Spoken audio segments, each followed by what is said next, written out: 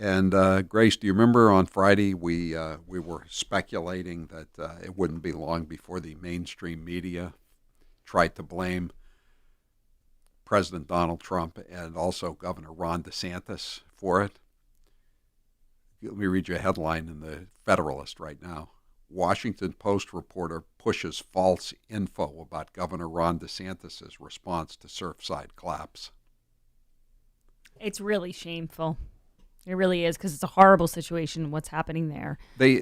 She's saying that it took a long time for DeSantis to get involved, but her narrative, which she never bothered to get a response from DeSantis's people or him, is contradicted by the call-outs from the White House. DeSantis was in contact with the White House looking for federal assistance almost instantaneously. Yeah, which makes sense. And she didn't point that out.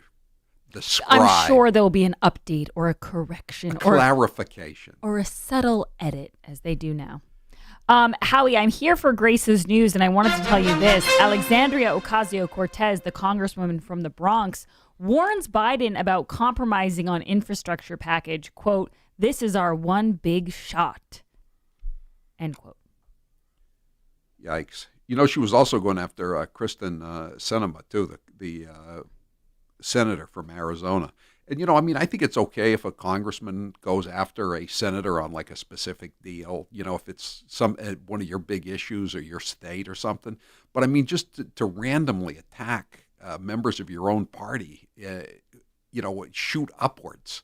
You know, congressmen don't attack senators and vice versa. I mean, I think it's pretty clear she's running against Schumer. I hope so. I would love to see that. I would too. I would absolutely love to see it. For me, the people who really tried their best to please these progressives, the Nancy Pelosi's and Chuck Schumers of the world, I would love nothing more than to see them given the boot. Yeah. But this is what she said, Howie. In those areas where this agreement, Republicans are more than welcome to join so that we can get the work done on infrastructure. She said during an interview with Meet the Press. But that doesn't mean the president should be limited by Republicans, particularly when we have a House majority. We have 50 Democratic senators and we have the White House. And I know I said this to you on Friday, Howie, before our remote, but I want to say it again. If they get everything they want, if they get the big infrastructure bill, and then they get everything else, the human infrastructure, the actual infrastructure. Right. It's a welfare bill, though. That's what every time they say infrastructure, think welfare. Just like when they say it's for the working classes, think non-working classes. When they say it's for families, think non-families. But when she says Republicans can join in when they want to agree with us, but if they don't want to agree with us, we shouldn't let their opinions stop our plan.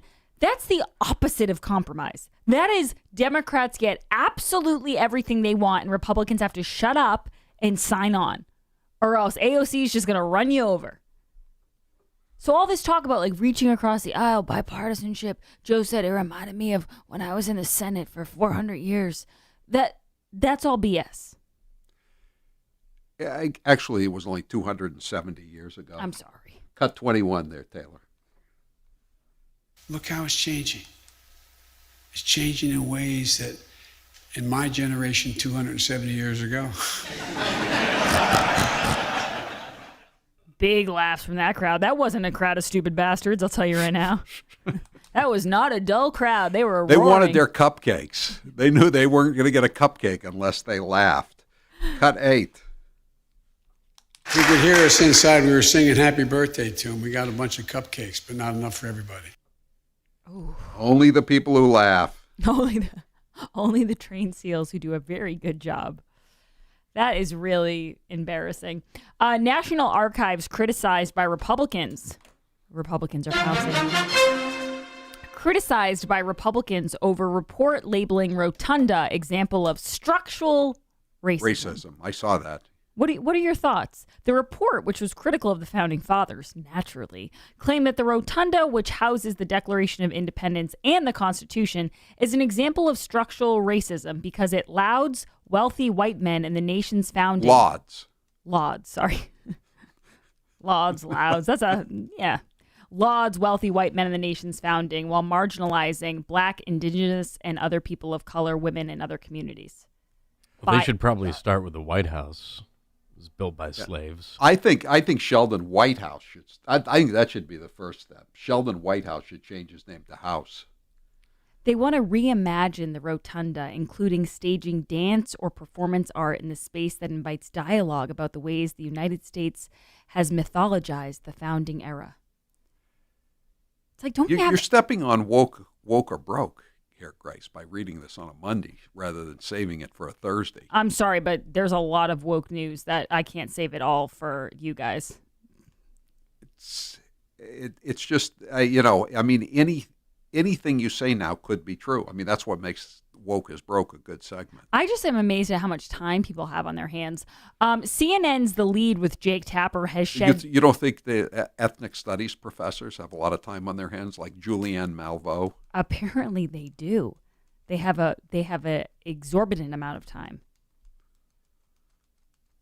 She said 27 years ago she hoped Clarence Thomas's white wife fed him a lot of high cholesterol food and made him have a heart attack like so many black men do. And here it is, all these years later, she's just got a big new job from a public university in California. Well, that's what the thing about her saying that is there's a difference between disagreeing with people and being evil. That's an evil thing to say. Wishing death on someone? I know. That's what I'm saying. Never, but being a Democrat is never having to say you're sorry. All right, you don't even have to quit your clubs. Just give the membership to your wife. CNN's The Lead with Jake Tapper has shed 75% of its audience. Only 75%? This is CNN. Tapper's second quarter viewership is down 49% compared to the first quarter.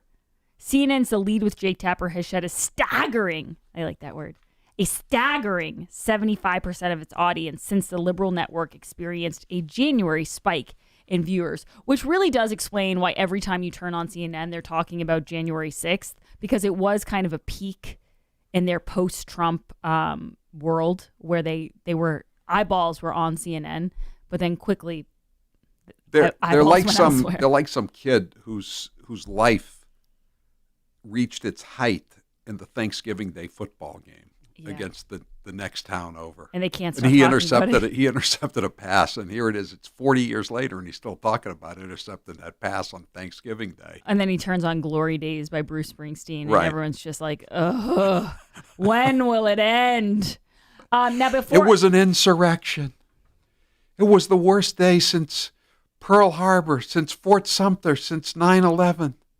It was an armed insurrection where there were no arms. It was. You saw those old ladies with the MAGA signs around their shoulders. They looked like they were going into Las Vegas to play the slots. It was a threat to our democracy, Howie. We were seconds away from our democracy being upended. I know, it was close. Summer is a time for excitement, so try something new with HelloFresh. Choose from 50 menu and market items every week, including quick dinners and 10-minute lunches, perfect for switching things up. Get up to 14 free meals plus free shipping when you use code Howie14 at HelloFresh.com/Howie14. All right, I have one more story here before I go. Howie and I are often sharing real estate ideas back and forth. That means Howie usually sends me really fancy places in Palm Beach, and I say, wow, that's really nice. The newest place on Breakers Row is up to $15 million. Yeah, so I look at it and I go, oh, I'll take it. Dianne Feinstein lists $41 million Lake Tahoe estate. In October 2020, the waterfront compound briefly graced the market. Does it lack diversity, like Senator Whitehouse's favorite shorefront Claverns in Newport? It's a $46 million asking price.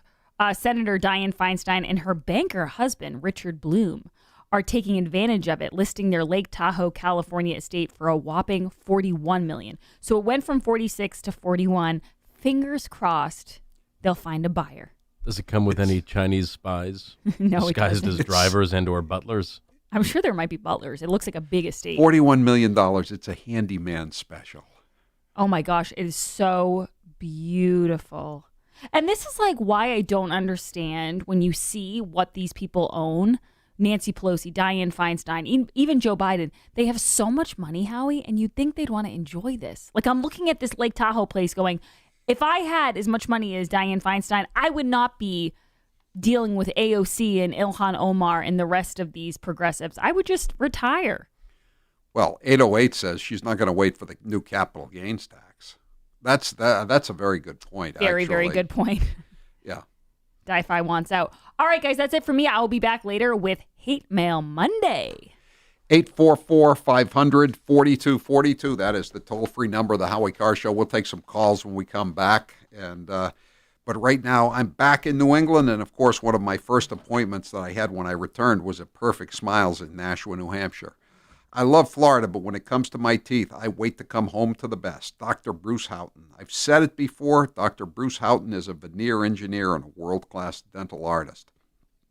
I'm not into all these new protocols since the virus, but I've enjoyed a lot of the new procedures that Perfect Smiles has put in place. Many of these new devices put you in a state of total relaxation when you're getting work done on your teeth. They actually make it a more pleasant experience now to get your teeth cleaned and worked on than it used to be before the panic. If you put off your dental care, don't wait any longer. So much of your overall health is connected to dental care. If you have problems with your teeth or gums, you're not going to be happy. And the longer you wait to get the work done, the more expensive it's going to be, and even more important, the more painful it's going to be. From regular checkups to complete reconstructive work to veneers, Perfect Smiles can do it all for you.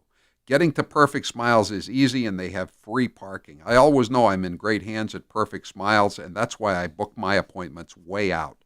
Give them a call today at 1-844-A-PERFECT-SMILE. You can also see my before and after video at perfectsmiles.com. Call them today, and don't forget to let them know that Howie sent you. I'm Howie Carr. Don't touch that dial. Howie Carr will be back after this.